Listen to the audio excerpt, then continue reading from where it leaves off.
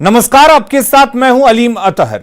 जम्मू कश्मीर के श्रीनगर में शहीद सीआरपीएफ जवान विशाल कुमार का पार्थिव शरीर पटना लाया गया, जहां एयरपोर्ट पर उन्हें श्रद्धांजलि दी गई। जहां पटना के डीएम और एसएसपी के साथ सीआरपीएफ के अधिकारी मौजूद रहे। शहीद विशाल कुमार का अंतिम संस्कार उनके पैतृक गांव मुंगेर के हवेली खड़गपुर में किया जाएगा। श्रीनगर के मेसूमा इलाके में विशाल ड्यूटी पर तैनात थे। इसी दौरान सीआरपीएफ जवानों को निशाना बनाते हुए आतंकियों ने फायरिंग की थी, जिसमें विशाल कुमार शहीद हो गए थे।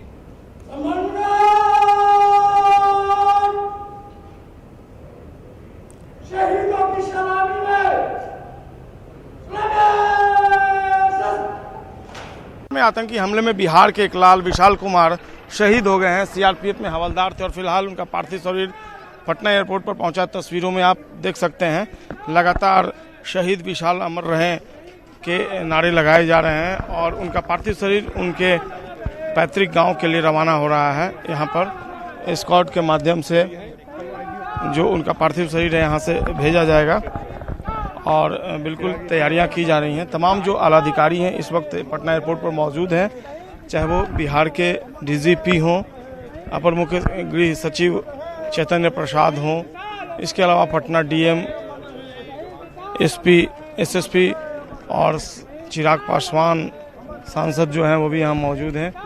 और निश्चित तौर पर बिहार को एक बड़ी क्षति, लेकिन जिस तरीके से सम्राट चौधरी बिहार सरकार के मंत्री जो हैं वो भी तस्वीरों में नज़र आ रहे हैं और सम्राट चौधरी जी यहाँ पर नज़र आ रहे हैं, उनसे भी हम बात करेंगे और कितनी बड़ी क्षति है ये बिहार के लिए हम जानकारी लेंगे। और तमाम जो लोग हैं यहाँ पर उनमें एक रोष भी है, चूँकि लगातार बिहार के कई जवान कर्तव्य की बलिवेदी पर शहीद हुए हैं और बिहार के लिए क्षति है, लेकिन गौरवान्वित करने वाला भी क्षण है बिहार के लिए। ये हमारे लाल जरूर हमसे दूर चले गए हैं, लेकिन इन्होंने कर्तव्य की बलिवेदी पर जिस तरीके से अपने प्राणों की आहुति दी है वह निश्चित तौर पर हम सब के लिए एक मिसाल है कि देश की सुरक्षा हमारे लिए सर्वोपरि है और देश के लिए ही हमें मर मिटना चाहिए। एक बड़ा मैसेज भी है इस कुर्बानी के पीछे। और तमाम जो अधिकारी हैं वो आपको तस्वीरों में नज़र आ रहे होंगे। फिलहाल आप देख लीजिए तस्वीरों में यहाँ पर पार्थिव शरीर जो है वह यहाँ से अब रवाना हो रहा है। रुक दो। ये जो पार्थिव शरीर है और ये देखिए यहाँ पर भावपूर्ण श्रद्धांजलि, एक बड़ा सा बैनर भी है। श्रीनगर में दिनांक 4 अप्रैल 2022 को आतंकी हमले में शहीद हुए हवलदार विशाल कुमार को भावपूर्ण श्रद्धांजलि। तस्वीर है यही जो शहीद हवलदार विशाल कुमार है उनकी यह तस्वीर है जो एक बड़े से बैनर और पोस्टर में बनाई गई है। हम सब के लिए निश्चित तौर पर एक गौरवान्वित क्षण है। एक ये लॉस तो है, लेकिन जिस तरीके से ये लगातार अपनी आहुति दे रहे हैं एक मिसाल भी है। जो नेतागण हैं, जो मंत्रीगण हैं, हम उनसे भी बात कर लेते हैं कि कितनी बड़ी ये क्षति है बिहार के लिए। और अब पार्थिव शरीर जो है यहाँ पर देखिए एक दूसरी गाड़ी जो है एस्कॉर्ट के रूप में यहाँ से जा रही है, जो सीआरपीएफ की गाड़ी है, इसी से एस्कॉर्ट किया जाएगा। और तमाम जो अधिकारी हैं वो दो गाड़ियाँ यहाँ से साथ में जा रही हैं और काफ़ी एक्टिव दिख रहे हैं जो सीआरपीएफ के अधिकारी हैं। और यहाँ पर अब ये पार्थिव शरीर के साथ जो दोनों वाहन हैं, एक एस्कॉर्ट की भी गाड़ी जो है वह जा रही है। तस्वीरों में देखिए एस्कॉर्ट की गाड़ी है और राजकीय सम्मान के साथ इनका अंतिम संस्कार होना तय हुआ है। और ये एस्कॉर्ट की गाड़ी यहाँ से साथ में जा रही है और अब जो पार्थिव शरीर है विशाल कुमार हवलदार उनका मुंगेर के लिए रवाना हो रहा है और जहां उनका अंतिम संस्कार किया जाएगा। और शहीद विशाल का पार्थिव शव आज शाम तक पैतृक गांव पहुंचने की संभावना है। कल शहीद का अंतिम संस्कार किया जाएगा, लेकिन अपने लाल के शहादत की खबर सुनते ही परिवार पर दुखों का पहाड़ टूट पड़ा है।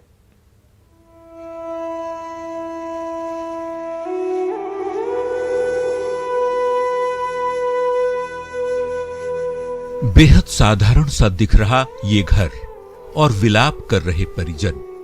बेहद मर्माहत ये दृश्य है एक शहीद के घर का, जिसने देश की खातिर अपनी जान की बाजी लगा दी।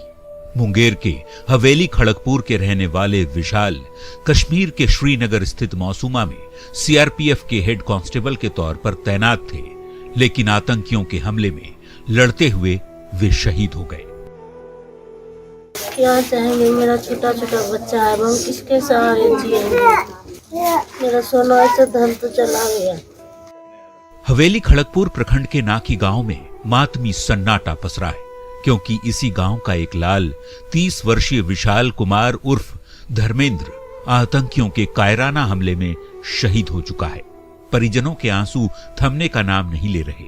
बताया जाता है कि ड्यूटी के दौरान अचानक आतंकियों ने सीआरपीएफ जवानों पर फायरिंग करनी शुरू कर दी, जिसका मुंहतोड़ जवाब भी जवानों ने दिया, लेकिन बुरी तरह जख्मी विशाल और उसके एक साथी को फौरन अस्पताल में भर्ती कराया गया।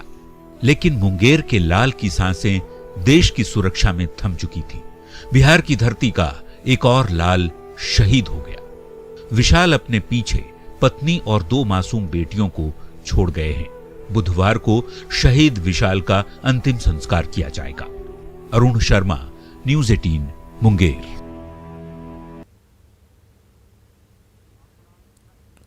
कश्मीर में आतंकी हमले में घायल हुए बगहा के 2 मजदूरों के परिवार में कोहराम मचा हुआ है। सोमवार को आतंकवादियों ने कश्मीर के पुलवामा में बिहार के 2 लोगों को गोली मार दिया था। दोनों मजदूर बगहा के चौतरवा थाना क्षेत्र के सिकटौर गांव के हैं। दोनों घायल मजदूर पिता पुत्र हैं, जिनका इलाज अभी कश्मीर में ही चल रहा है। आतंकियों के हमले से परिवार के लोग सदमे में हैं। सिकटौर गांव और आसपास के सैकड़ों मजदूर अभी भी कश्मीर के प्रभावित इलाकों में फंसे हुए हैं। मजदूरों के परिवारों में बेचैनी है और उनके कुशल वापसी के लिए दुआओं का दौर चल रहा है।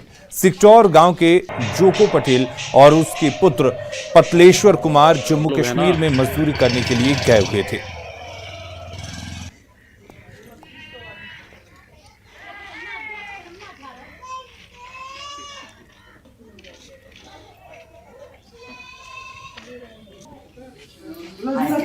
और ये 2 तस्वीरें आप देख सकते हैं घायल मजदूर के घर पर किस तरह से कोहराम मचा हुआ है। दूसरी तस्वीर आप देख सकते हैं जो घायल मजदूर हैं उनका इलाज जम्मू कश्मीर में किया जा रहा है। आपको बता दें कि ये दोनों मजदूर वहां पर काम करने गए हुए थे और उसके बाद आतंकियों ने बुज़दिलाना हमला किया और इन मजदूरों को गोली मार दिया, जिससे दोनों मजदूर जख्मी हो गए। दोनों ही मजदूर पिता पुत्र हैं। ऐसे में उनके घर पर कोहराम मचा हुआ है। घर पे हर कोई सदमे में है और दुआओं का दौर चल रहा है ताकि वो सकुशल अपने घर वापस लौट सकें। सर, हमारा बेटा मालिक कश्मीर गया कमाए। यहाँ से बहुत लोग माने 100 आदमी गइल बा, वो लोग के संगे चल गइल लो। हाँ, तो कल 1 बजे खनिया लंच में बैठ के खाना खात रहो, खाना खा के बैठल रहो, तले हमला हो गए, गोली चल गए। तो मालिक के हमरा जांग में लग गइल बा, हाथ में लग गइल बा, या बेटा के हाथ में लग गइल बा। जी, गांव से 100-150 मजदूर गए हैं। चूँकि देखिए दिक्कत ये है कि मनरेगा का काम यहाँ चलता है पंचायत में, लेकिन वहाँ पे 90 दिनों के लिए ही मजदूर को काम दिया जाता है सरकार के आदेशानुसार, और मजदूरी का रेट इतना कम है कि मजदूर पलायन करने पर मजबूर हैं। अब मात्र 200 के करीब तकरीबन हम लोग ही मजदूरी दे पाते हैं सरकारी रेट के हिसाब से, जो भी अपना 50 रुपये 100 रुपये ज़्यादा करके बढ़ा के, लेकिन वहाँ पे आपको 500 से 600 रुपये वो लोग कमा लेता है। अगली खबर का रुख करते हैं। सीएम नीतीश कुमार नालंदा के दौरे पर हैं और लगातार पार्टी कार्यकर्ताओं के साथ आम लोगों से मुलाकात कर रहे हैं। अपने बीच नालंदा के लोगों को देखकर उनके चेहरे पर उत्साह साफ दिख रहा था और सीएम ने लोगों की बातें सुनी और अधिकारियों को उनकी समस्याएं दूर करने का निर्देश भी दिया। इस दौरान जल संसाधन मंत्री संजय झा भी उनके साथ मौजूद रहे। तो नीतीश कुमार अपने कर्मभूमि नालंदा पहुंचे हुए, पुराना संसदीय क्षेत्र भी रहा है और इस वक्त हम आपको तस्वीर दिखा रहे हैं। एक बड़ा सभा का आयोजन किया गया है जहां पे नीतीश कुमार कई लोगों से मुलाकात कर रहे हैं, उनकी समस्या क्या है ये जानने की कोशिश कर रहे हैं और साथ ही जो विकास कार्य हुआ है उसकी स्थिति क्या है वो लोगों की जुबानी जानना चाहते हैं। और नीतीश कुमार की ये यात्रा बिल्कुल दूसरे राजनीतिक यात्राओं से बिल्कुल अलग है। इस यात्रा में नीतीश कुमार अपने पुराने दोस्तों शुभचिंतकों से मुलाकात कर रहे हैं।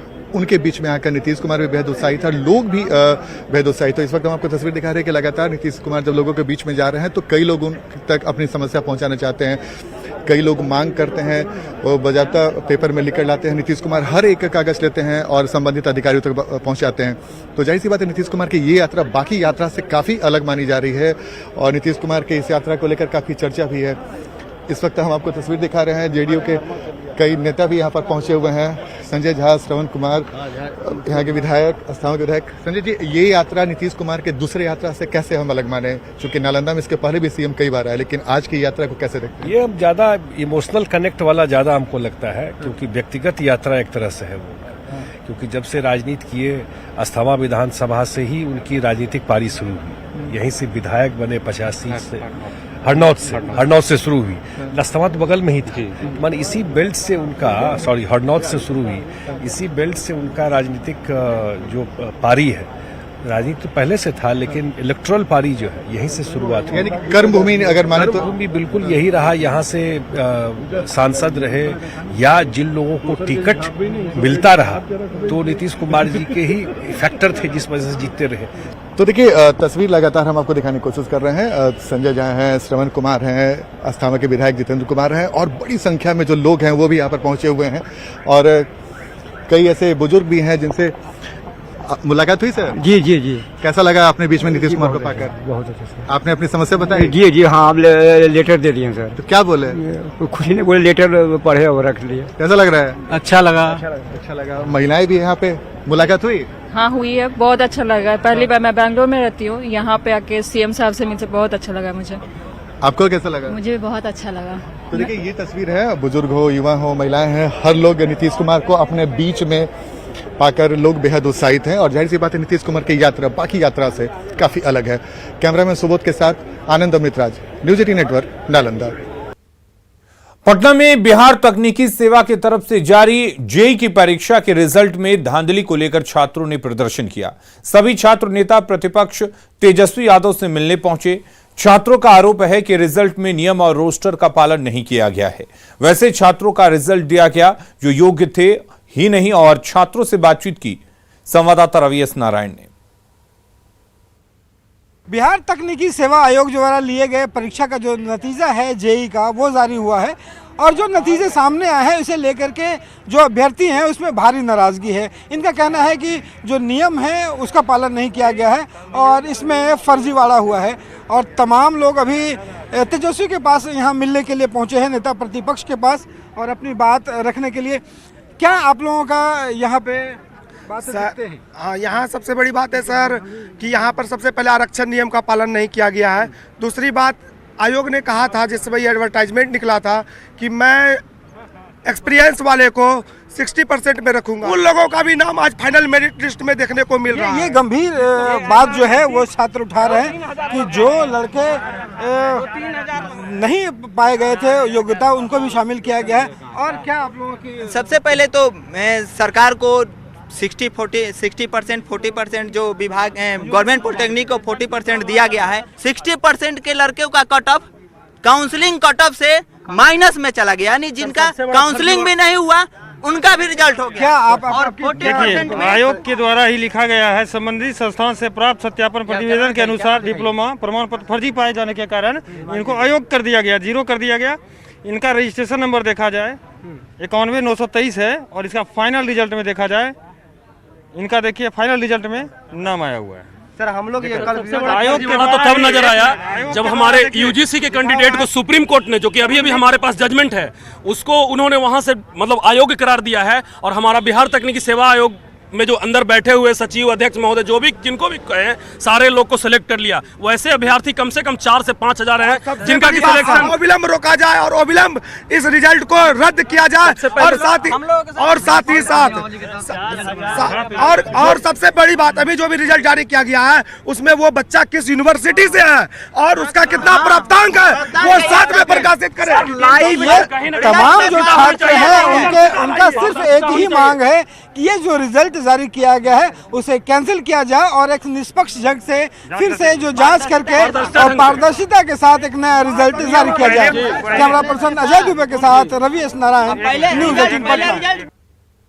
बिहार में भी अब सरकारी स्कूलों की स्थिति बदलने लगी है, जिसकी शुरुआत राजधानी पटना से की गई है, जहां केंद्र सरकार के सहयोग से स्मार्ट सिटी परियोजना के तहत स्कूल का 2 मंजिला भवन तैयार किया गया है। इस स्कूल की सूरत अब पूरी तरह से बदल चुकी है और देखने से अब ये किसी निजी विश्वविद्यालय से कम नहीं है।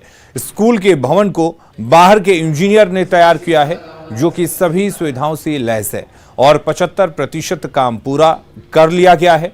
जायजा लिया पटना संवाददाता रजनीश कुमार ने।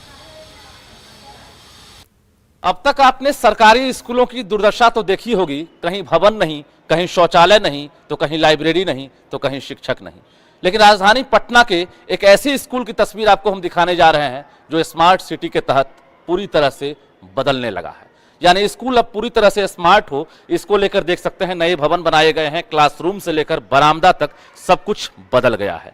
ये एक एग्जाम्पल ही नहीं बल्कि सरकार अब इस मॉडल के रूप में अब कई जिलों में ये प्रोजेक्ट शुरू करने जा रही है। राजधानी पटना से इसकी शुरुआत हुई है और कन्या मध्य विद्यालय अदालतगंज है ये। देखिए क्लासरूम में आपको लिए चलते हैं, जिस क्लासरूम में आपको पहले फर्श जो है समतल नजर नहीं आता होगा, लेकिन अब यहाँ पर टाइल्स दिख रहे हैं आपको। खिड़कियों में शीशे फिट कराए गए हैं, जबकि पहले दरवाजा भी नहीं होता था। तो वहीं अब स्मार्ट ब्लैक बोर्ड के साथ साथ सुंदर लाइब्रेरी भी तैयार कराई जा रही है। उसके साथ साथ बाकी जो व्यवस्था है वो बदल गई है। जरा बाहरी नज़ारा आपको हम दिखा दें कि स्कूल के जो बिल्डिंग हैं वो किस तरह से अब अपने मूल रूप में नजर आने लगे हैं। और देखिए स्कूल का जो बिल्डिंग है किस तरह से आपको चमचमाता हुआ नजर आता होगा। तो ये बदलाव है, सरकारी स्कूल की सूरत किस तरह से बदल रही है, ये हम शिक्षकों से बात करेंगे और बच्चों से ही बात करेंगे, क्योंकि जो शिक्षक हैं या जो बच्चे हैं वो भी गौरवान्वित महसूस कर रहे हैं, क्योंकि उन्हें यकीन नहीं हो रहा है कि अब ये सरकारी स्कूल भी है। जरा बच्चों से ही पहले बात कर लेते हैं, कैसा लग रहा है तुम्हारा स्कूल अब? बहुत अच्छा लग रहा है हम लोग का स्कूल, क्योंकि इतना पहले के ज़माना में ऐसा स्कूल नहीं हुआ करता है। में सब पूरा टाइल्स लग चुका है, गर्ल्स और पहले बाथरूम नहीं होते थे, अब बॉयज़ और गर्ल्स के बाथरूम हो गए हैं। इतने बच्चे होते हैं कि मतलब बैठने में दिक्कत होता है, पर वो भी अब अच्छा हो गया है। हम लोग को बैठने में भी अब अच्छे से स्वच्छ और क्लास भी स्वच्छ रहता है। ये पूर्ण रूप से 2 या 3 महीने और लगेंगे इसको तैयार होने में। अभी क्लास में बेंच लगाने हैं और ये ग्रीन बोर्ड, स्मार्ट क्लास के लिए टीवी लगाने हैं। अभी 78 CCTV कैमरे लगेंगे यहाँ। यहाँ हर तरह की सुविधा हमें मिली है, बैठने के लिए स्टाफ रूम की सुविधा है, पानी की व्यवस्था है, बहुत सारे क्लासरूम बने हुए हैं, बच्चों के लिए बहुत तरह की सुविधा है। हमारी भी जिम्मेदारी है। उम्मीद करते हैं कि भारत सरकार के प्रयास से जब स्मार्ट सिटी योजना के तहत एक स्कूल बदल सकता है तो बाकी राज्य के सरकारी स्कूल की तस्वीर भी यूं ही बदल जाएगी। तभी जो बच्चे हैं या पेरेंट्स हैं वो सरकारी स्कूलों पर फक्र कर सकते हैं। रजनीश कुमार, न्यूज़ 18 पटना। सासाराम अनुमंडल के नोखा के सिंगवा और परसिया गांव में गेहूं के खेत में भीषण आग लग गई। आगजनी में 100 बीघा से अधिक की फसल जलकर राख हो गई। वहीं 2 महिलाओं के भी झुलसने की खबर आ रही है। तो ये तस्वीरें आप देख सकते हैं किस तरह से इस भयंकर आगलगी में सब कुछ खेत में जलकर खाक हो गया। 2 महिलाओं की झुलसने की खबर है। आग की भयावहता को समझा जा सकता है। आग को बुझाने के लिए काफी मशक्कत करनी पड़ी। करीब 100 बीघा फसल जो है वो जलकर खाक हो गई। नहाय खाए के साथ ही महापर्व चैती छठ की शुरुआत तो हो गई है। कल खरना गुरुवार को डूबते सूर्य और अर्घ को शुक्रवार को उगते सूर्य को अर्घ दिया जाएगा। नगर निगम और जिला प्रशासन की तरफ से तमाम घाटों पर तैयारियां कर ली गई हैं। शहर के 24 खतरनाक और 26 सुरक्षित घाटों को चिन्हित किया गया है। छठ घाटों पर छठ व्रती भी आने लगे हैं। पटना के NIT घाट का जायजा लिया न्यूज़ 18 संवाददाता रितु रोहिणी ने। महापर्व चैती छठ की आज से शुरुआत हो गई है। आज नहाय खाए है और इसके साथ ही तमाम जो प्रशासनिक तैयारियां हैं निगम के द्वारा और जिला प्रशासन के द्वारा वो भी घाटों पर कर ली गई है। घाटों की लिस्ट भी जारी कर दी गई है, जिनमें जो 24 घाटें हैं उनको खतरनाक घाटों की लिस्ट में शामिल किया गया है। उनमें अंटा घाट, बांकीपुर घाट सहित तमाम कई घाटें हैं। इसके साथ ही इस वक्त मैं NIT घाट पर मौजूद हूँ। अब तस्वीरों में यहाँ देखिए कि जो जिला प्रशासन है और नगर निगम की तरफ से सारी तैयारियां कर ली गई हैं। एक तरफ जहाँ नियंत्रण कक्ष बना दिया गया है, वहीं जो व्रती हैं उनके लिए चेंजिंग रूम की भी व्यवस्था की गई है। साथ ही बैरिकेडिंग लगा दी गई है सुरक्षा के लिहाज से कि एक लेवल के बाद पानी जो है वो खतरनाक हो जाता है, उसको देखते हुए बैरिकेडिंग की गई है कि इस बैरिकेडिंग के उस पार जो व्रती हैं वो ना जाएं। पूजा की सारी जो प्रसाद की चीज़ें हैं उसको बनाते हैं। तो यहाँ पे हमारे साथ कुछ छठ व्रती हैं, हम इनसे बातचीत करते हैं। कहाँ से आई है दीदी आप? नया गांव मसलीपुर हाट से। घाट पर ही मनाइएगा छठ? नहीं, घर से आएंगे तो घाटी पे मनाएंगे छठ। घुलने के लिए गंगा में आई हैं, सारा गेहूं प्रसाद यहीं पे बनेगा? नहीं, घर पे बनाएंगे ना, घर से ही आएंगे। अर्घ देवे यहाँ पर आएंगे। तो ये गेहूं वगैरह यहाँ धुलने के लिए अभी आए हैं? हाँ। अच्छा, ये बताइए कि चैती छठ में सबसे क्या खास होता है, क्या इसकी महिमा है? छठी मैया की महिमा के बारे में कुछ बताइए। छठी मैया की महिमा है कि सबसे बड़ा यही पर्व है, महान पर्व है यही सबसे बड़ा। और होता है क्या कि जो कार्तिक वाला छठ होता है वो सब कहा जाता है कि पुतोह के है, आई है कि सास के छठ माना हुआ जाता है। धूप है, उसके बाद भी आप लोग आई हैं, बैठी हुई हैं। महिमा जो है माँ की और जो पूजा पाठ को लेकर जो श्रद्धा बोला जाता है उसको लेकर बताइए। क्या कुछ ये चावल से क्या बनेगा, गेहूं से क्या बनेगा, क्या कुछ? गेहूं से है कि रोटी भी बनेगा, ठेकुआ भी बनेगा, चावल से है कि लड़ुआ भी बनेगा, उसी से ही भोग लगता है, मीठा। तो प्रसाद बनाने की तैयारी चल रही है अभी बेसिकली। ठीक है, तो आपने सुना ये जो व्रती हैं वो घाटों पर आने लगे हैं और जो तमाम तैयारियां हैं प्रशासन की तरफ से वो भी चल रही है। इसके अलावा NDRF की भी टीम तैनात की गई है जो यहाँ पर रहेगी।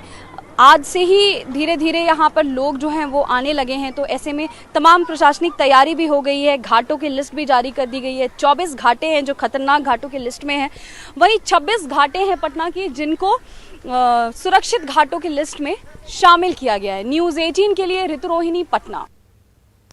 और अपना बिहार के इस बुलेटिन में फिलहाल के लिए इतना ही। आगे देखेंगे झारखंड की खबरें। ज्वार झारखंड।